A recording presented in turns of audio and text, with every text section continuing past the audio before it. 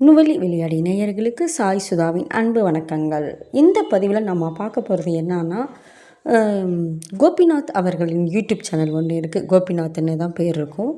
அவருடைய யூடியூப் சேனலில் ஊர்வசி எனும் நான் அப்படின்னு ஊர்வசி அவர்களின் நேர்காணல் ஒரு 5 நாட்களுக்கு முன்னாடி அவங்க போட்டாங்க. நான் இன்றைக்கி தான் பார்த்தேன். எனக்கு இன்றைக்கி தான் பார்க்குறதுக்கு நேரம் கிடைச்சது. ஏன்னா ஒரு 1.5 மணி நேர நேர்காணல் அது. நிச்சயமாக எல்லோரும் பாருங்கள். அதை பேசுகிறதுக்கு தான் நான் இன்றைக்கி வந்திருக்கிறேன். அருமையான நேர்காணலுங்க. ஊர்வசி ஒரு 45 ஆண்டு காலமாக நடித்து கொண்டிருக்கிறாருன்னு அவரே சொல்கிறாங்க. ஆனால் ஒரு நடிகையை கேட்க வேண்டிய கேள்வி தான் அவங்க கேட்குறாங்க. ஆனால் சாதாரணமாக எல்லா நடிகைகளையும் கேட்குற மாதிரி உங்களுக்கு எந்த நடிகரை பிடிக்கும், எந்த டைரக்டரை பிடிக்கும், என்ன அப்படி இப்படிங்கிற ஒரு இலக்கணங்களையெல்லாம் உடைத்தெறிந்த ஒரு நேர்காணலாக இது இருந்தது. ஊர்வசி அவர்களும் சொல்கின்ற பதில்கள் எல்லாம் மிக அற்புதமாக இருந்தது.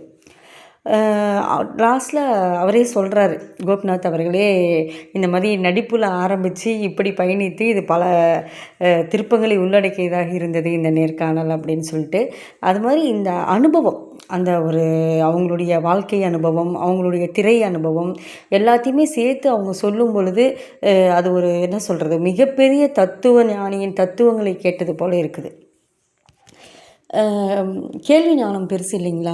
நம்ம போய் எவ்வளவோ புத்தகங்களை படிக்கிறதை விட அந்த புத்தகங்களை படித்தவர்கள் நமக்கு புரிகிற மாதிரி சொல்லும் பொழுது அது நமக்கு புரியுது இல்லைங்களா? நம்மளை போன்ற எளிய மனிதர்களுக்கெல்லாம் வாழ்க்கையை எப்படி எடுத்துக்கணும், அறிவை அதிகரிக்கிறோம்னு சொல்லிட்டு நம்மளுடைய இன்னசென்ஸை தொலைச்சிடுறோம் அப்படின்னு சொல்கிறாங்க.